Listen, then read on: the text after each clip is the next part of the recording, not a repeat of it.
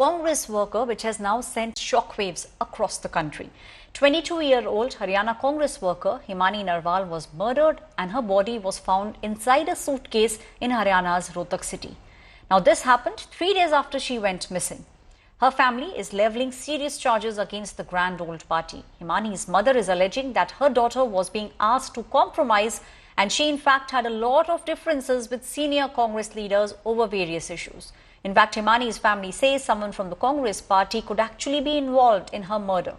Himani's gruesome murder has triggered a big political slugfest in the state. There's also chorus and also politics taking place. There's a chorus for justice and massive politics taking place. It's the Congress and the BJP who are now blaming each other.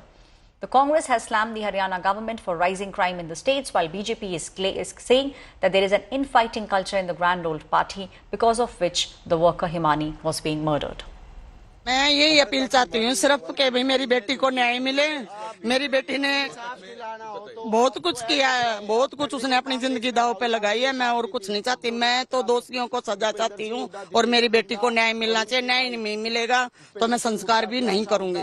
Congress के नेताओं से आपकी बातचीत हुई? कुछ अभी तक कुछ नहीं हुई है, किसी ने कोई बात नहीं की है। वैसे मैं आशा हुड्डा से भी मिली हुई हूँ, मेरे को जानते हैं फेस टू फेस भी, और हुड्डा साहब भी जानते हैं।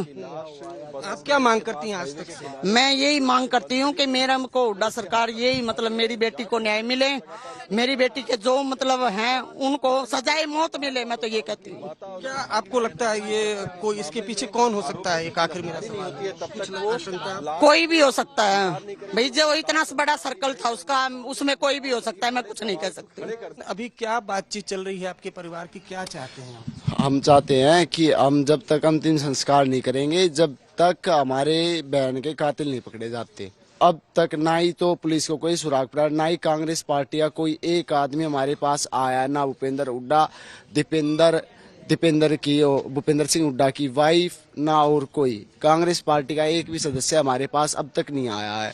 प्रशासन नहीं दे रहा साथ, मुझे ऐसा लग रहा है। नहीं तो अब तक तो कातिल पकड़े जाने चाह चुके थे, क्योंकि आज के टाइम इतना ही अलर्ट है प्रशासन। पकड़ना चाहे तो पकड़ नहीं सकता, जगह जगह पे कैमरे हैं। जांच कैसे आगे बढ़ रही है? क्योंकि परिवार वालों का आरोप है कि प्रशासन तो कुछ कर ही नहीं रहा है। हमारी 4 टीमें इसमें लगी हुई है और उम्मीद है कि हम जल्द ही इसको वर्कआउट कर लेंगे। लीड मिली है कुछ? कोशिश कर रहे हैं, काम कर रहे हैं उस पर। अच्छा, अब ये हिमानी की ही बॉडी है, ये कैसे पता चला? परिवार ने पहचान की है। परिवार ने पहचान जी। बताया जा रहा है कि परिवार में पहले भी एक बेटे की हत्या हुई थी इस बारे में। वो पुराना मामला है वो। अच्छा, वो 2011 का मामला है। वो कोई लीड मिली है कुछ खास? काम कर रहे हैं, उम्मीद है वो जल्दी वर्कआउट करेंगे।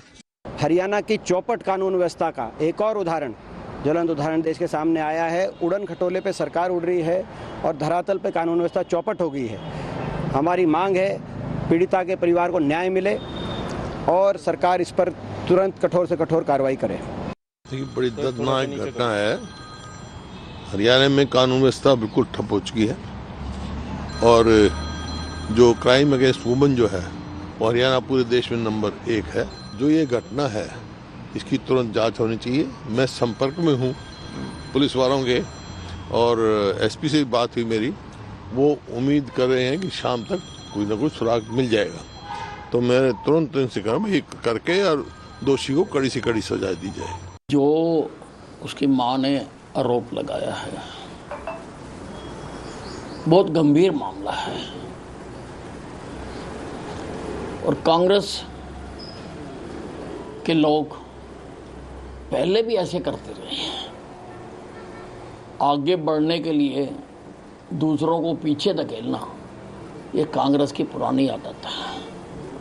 पुलिस गहराई से इसकी जांच कर रही है और जो भी सच्चाई निकलेगी